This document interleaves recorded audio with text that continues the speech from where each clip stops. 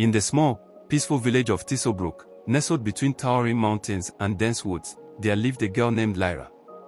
She was different from the other villagers, though no one knew why. Her hair, long and silken, moved in ways that no human hair should, slithering, hissing, and occasionally rising as if it had a life of its own.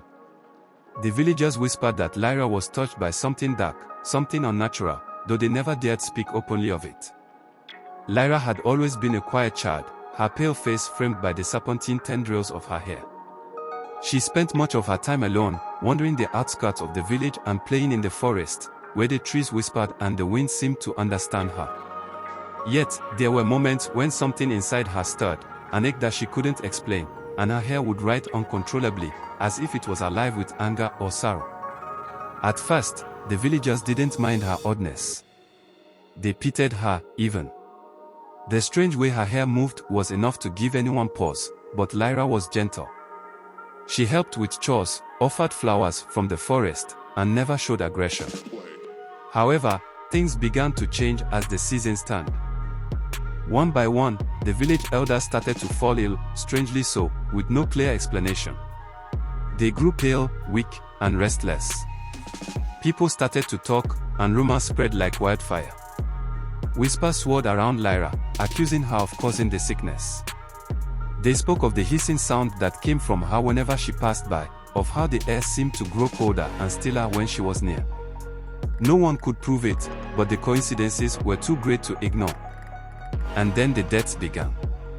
The first to die was the butcher, a kind man who had always been friendly to Lyra.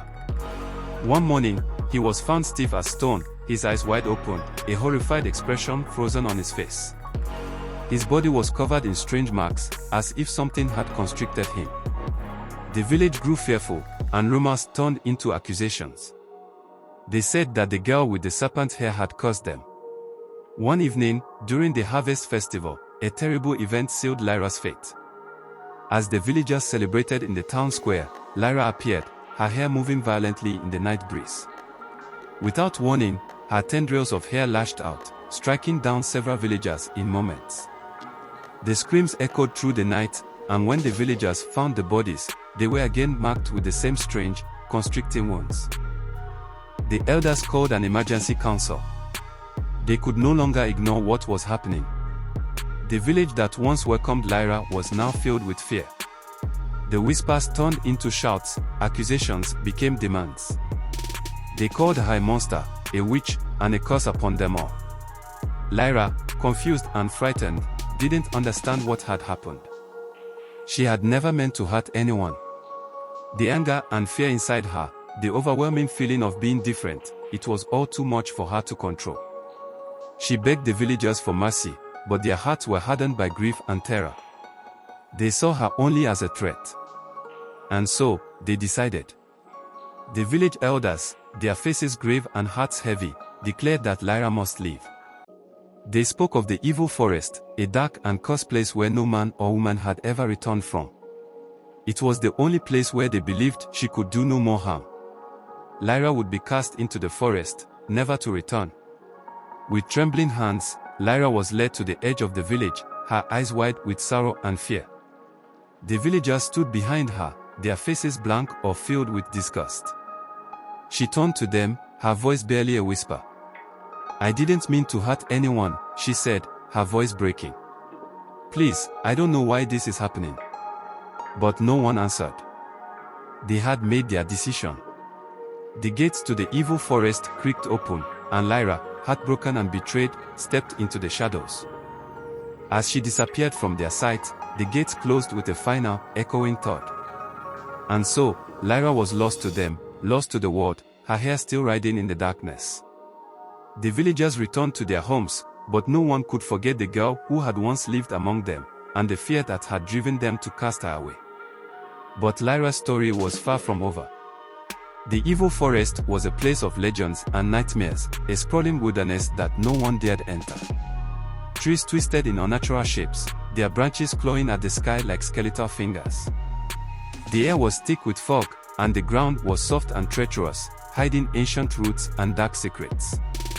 No one had ever returned from it, not in living memory. As Lyra ventured deeper into the forest, her heart pounded in her chest. Her hair, which had been silent for a time, began to move again, shifting in erratic patterns. It was as though it sensed the darkness of the forest and responded to it. Each hiss and slither in the air felt like a whisper, words Lyra could not understand, but that made her feel even more isolated. The forest seemed to welcome her, but it was a deceptive kind of welcome. Strange creatures skittered just out of sight, eyes glowing from the shadows, but none approached. Lyra walked for hours, her feet aching, but there was no clear path forward, no end in sight. The deeper she went, the more oppressive the atmosphere became. The trees seemed to close in around her, and an unnatural silence fell, broken only by the occasional hiss from her hair. Exhausted, Lyra finally collapsed under a twisted oak, the ground soft beneath her. As she closed her eyes, the strange sensation of being watched filled her once more. Her hair stirred again, more violently now, and without warning, a voice, deep, ancient, and eerily calm, echoed in her mind. "Why have you come, child of serpents?" Lyra's eyes snapped open, but there was no one around. Her heart raced. Who are you?" "I am the forest," the voice responded, its tone like the rustling of dry leaves. "I am the keeper of the forgotten, the guardian of the lost. You are not the first to be cast into my embrace." Why am I here?" Lyra whispered, her voice breaking. "I didn't mean to hurt anyone. I didn't ask for this." The voice seemed to consider her words, the silence stretching out like a waiting shadow. "I know," it said. "You carry a burden, girl. The curse of your blood, the wrath of your hair. But it is not your fault. There is power in you, a power you do not yet understand. Power that could destroy all." Lyra trembled, her fingers running through her hair as she looked around in desperation. "What power? I don't know how to control it. I don't want to hurt anyone." "You will learn," the forest replied. "But first, you must face your own darkness." Suddenly, the ground beneath her feet began to shift. The trees around her groaned as if alive, and the air grew cold with a biting wind. Lyra stood, heart racing, and as she looked up, the forest seemed to dissolve around her.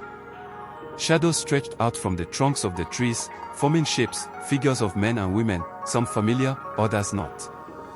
They were like ghosts, their faces twisted in pain and fear, but their eyes were locked on Lyra. She staggered back, but the figures moved closer, their forms becoming more solid. It was then that Lyra recognized them, villagers she had known, people she had once trusted and loved, now twisted by rage and fear. "You killed us," one of them hissed, stepping forward. "You brought death to our homes." Lyra shook her head, her throat tightening. "No.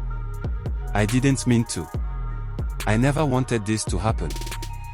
"You are a monster," another voice said, its tone dripping with hatred. "You brought the curse upon us all." Lyra's heart shattered.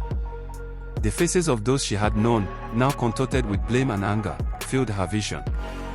Her hair right behind her, the serpent within it hissing louder, growing more restless. The pressure in her chest intensified, and she dropped to her knees, trying to calm herself.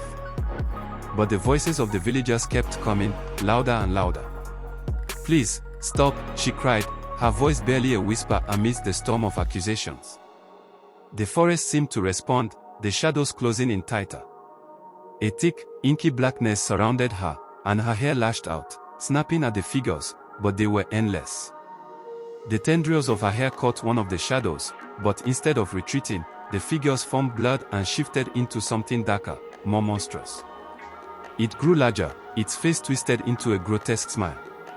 "You cannot escape," the figure growled. "You are one of us now?" Suddenly, a burst of light pierced the darkness, and Lyra felt her hair stop riding. The figure vanished, along with the others. A voice, the same calm, ancient tone, echoed in her mind again. "Do not fear, child of serpents," it said. "This is only the beginning. You must face your own demons, but only through them will you discover the truth of your power. Embrace the darkness within you, for it is the key to your salvation." The woman watched her with approval. "You have taken the first step, child. But remember, There is no end to this journey. You will always be a creature of both light and shadow. The key is balance. Lyra's eyes opened, the weight of her realization settling in her heart.